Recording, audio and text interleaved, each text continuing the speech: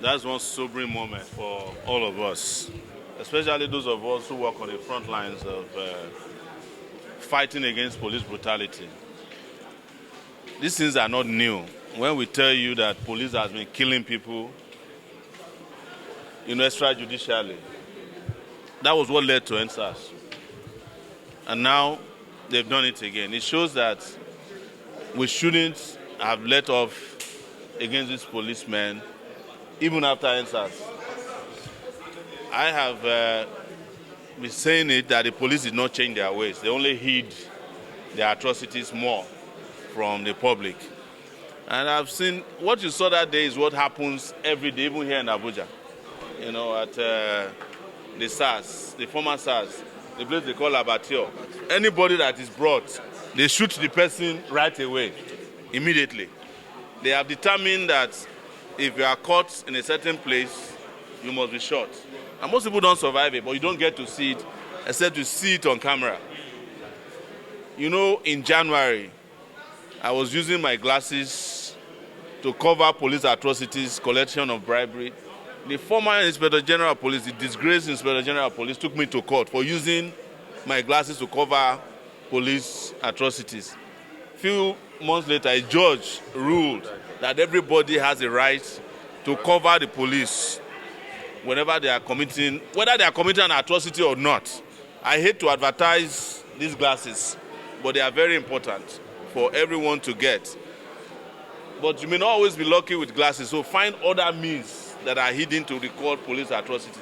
Because if somebody hadn't recorded this, we would not have. In fact, they were covering it up. I think this thing happened as of April 5 on Sunday. Yes. But we didn't know until now because they were covering it up. Yes. The Nigerian people must rise up against this. Yes.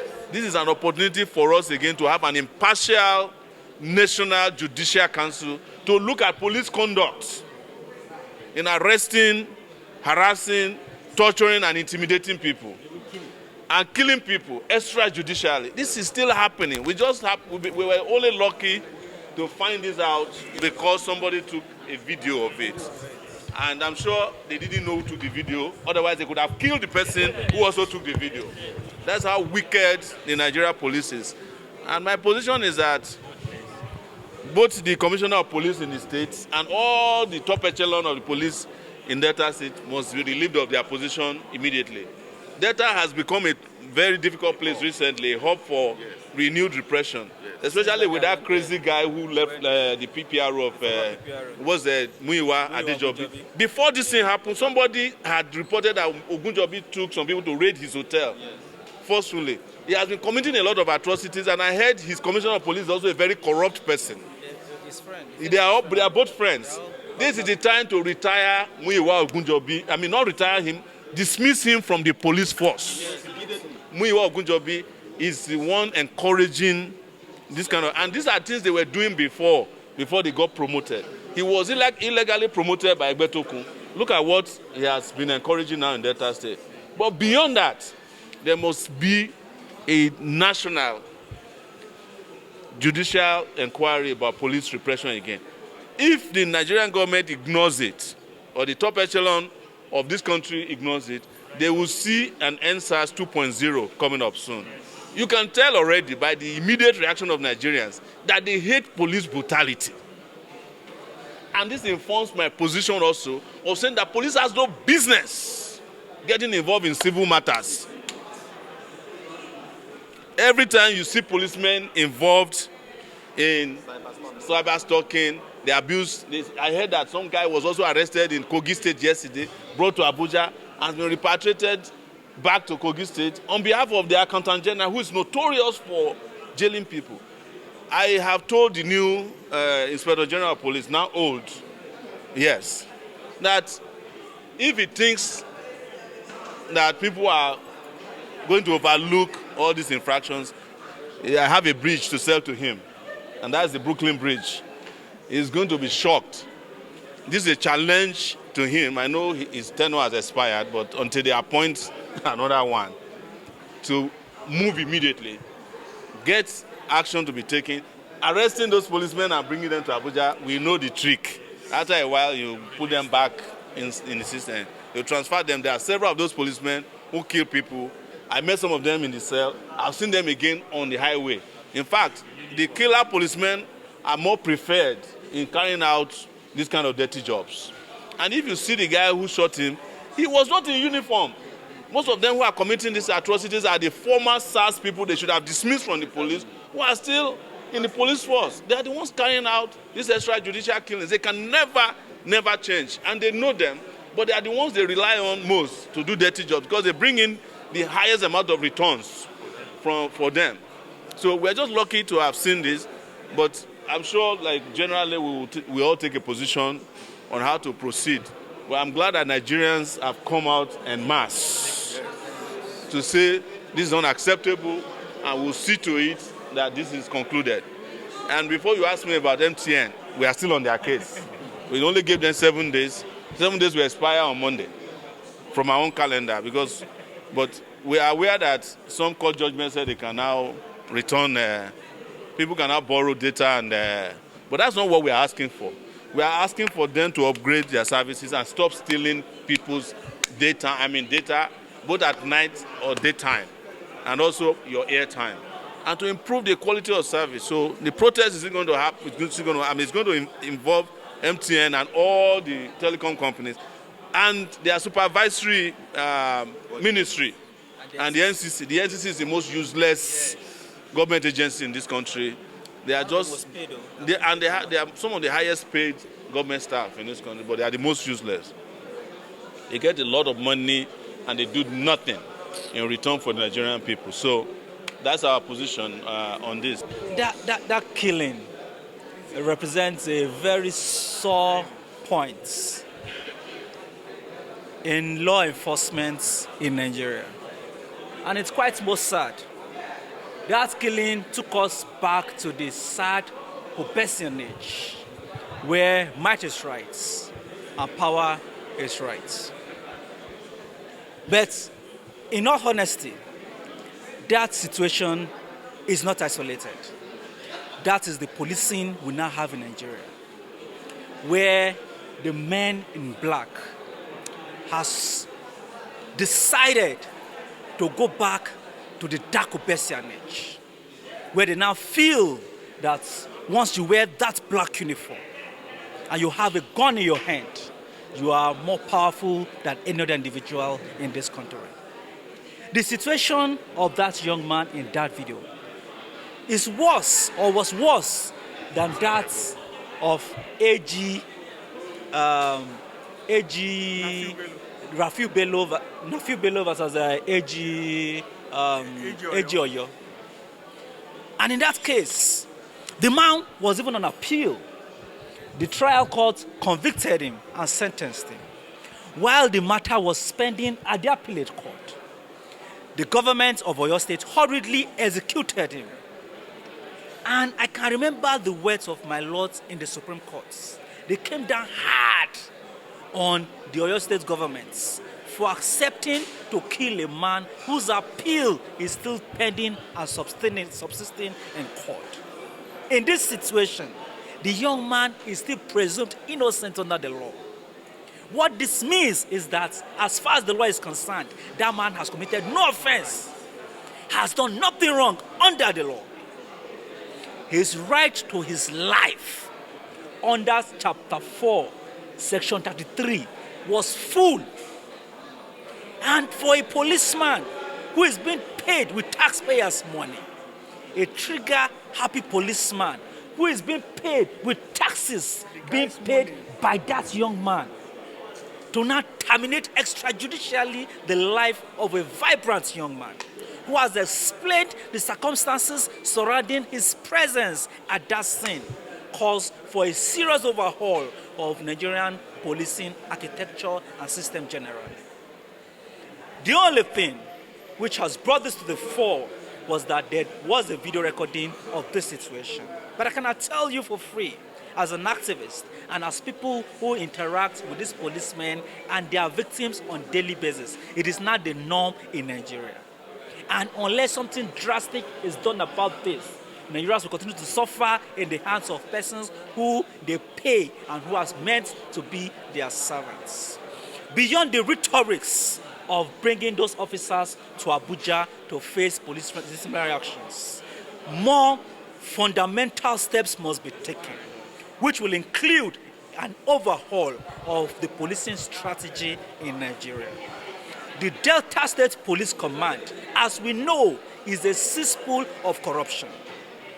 The men and officers of the Delta State Police Command, as of today, are only interested in clamping down and arresting persons they suspect of being Yahoo boys.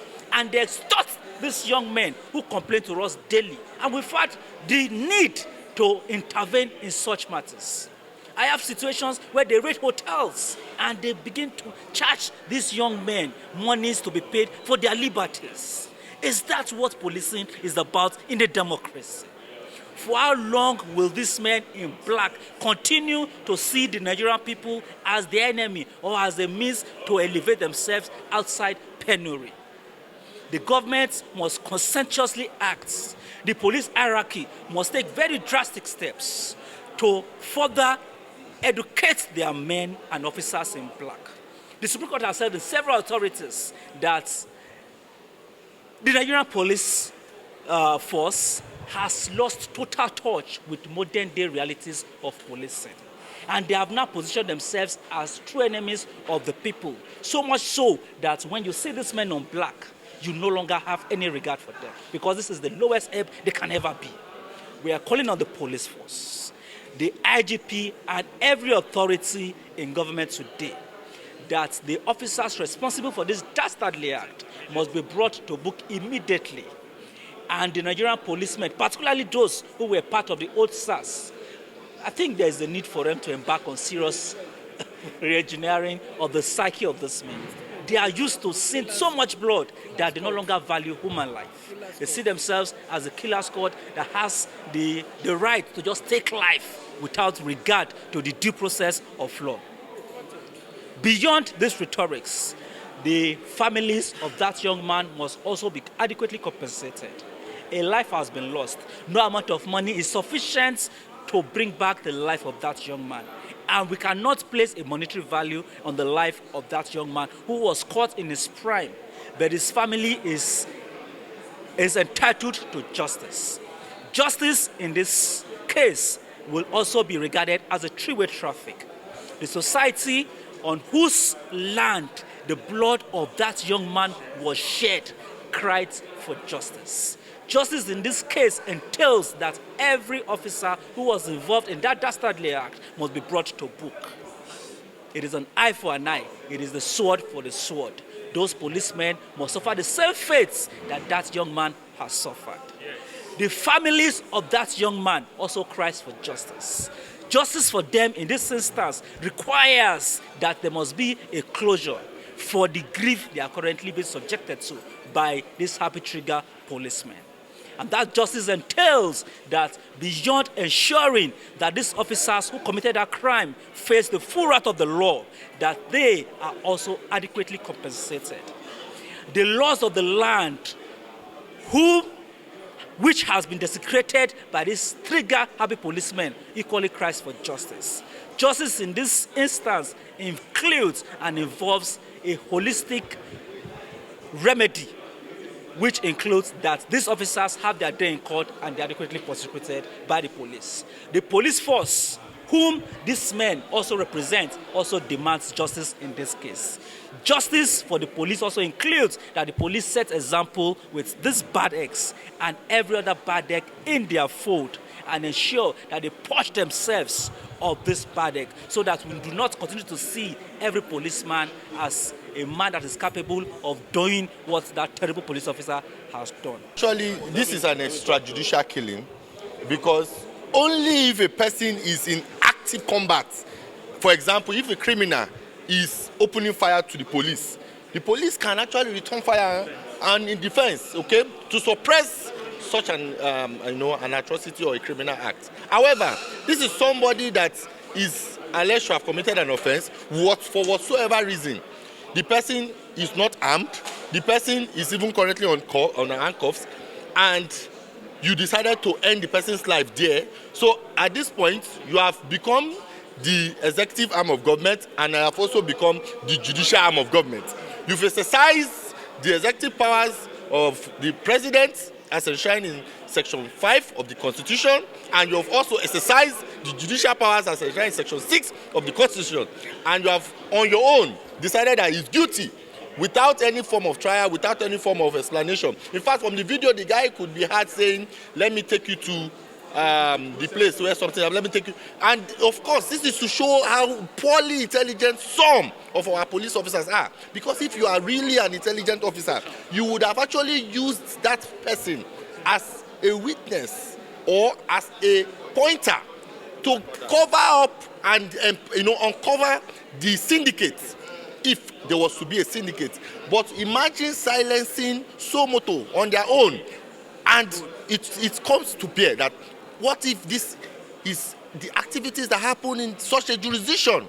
So I totally agree with Leader Sowore when he said there's a need for all the police officers, senior and junior police officers involved, to be immediately dismissed and all of them brought to court for criminal trials and for murder. You know why? Even when the court orders that a defendant has been convicted for murder and the court orders that he should be hanged by the neck until he be dead, if the person who is the executioner, who is supposed to carry out the order, goes otherwise to use his hand and strangle that defendant that is already convicted, that is not the order of the court. That executioner will also face murder. That is to show you that orders of the court must be strictly followed. If the court has pronounced on how this person be dead, it must be followed. So it is even wrong ab initio for the police officer, no matter the circumstances, except, like I said, it is in an active criminal proceedings where you know that yes, there's a direct confrontation. This person is attempting to escape, and it was done, the releasing of a bullet was done in pursuant to try to apprehend such person. Then it is reasonably inferred that yes, it is indeed very, very important to stop that criminal, because on eloping he might also injure somebody else. But at the point where there is no aggravation, he has already been taken into custody. Why then do you need to take his life?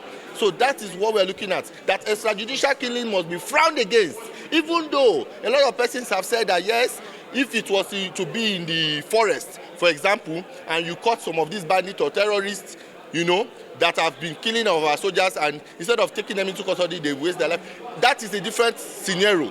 This scenario is something that happened in a community, in a town. You know, this is not in the bush. If you meet bandits in the bush, you treat them like criminals. But when you meet persons, for whatever reason, you ensure that you are professional. You know, we have a lot of good police officers in this country that are highly professional, that are very intelligent. It is just sad that we have some other police officers that are highly untrained. And this also calls for the current Inspector General of Police to retrain officers of his department. They must be professional, and we must ensure that this kind of thing do not happen again. Otherwise, there is going to be ENDSARS 2.0, and I'm telling you, Nigerians are not joking about it. Nobody needs to mobilize them. Nigerians on their own will mobilize themselves, feed themselves, and shut down this country. Thank you.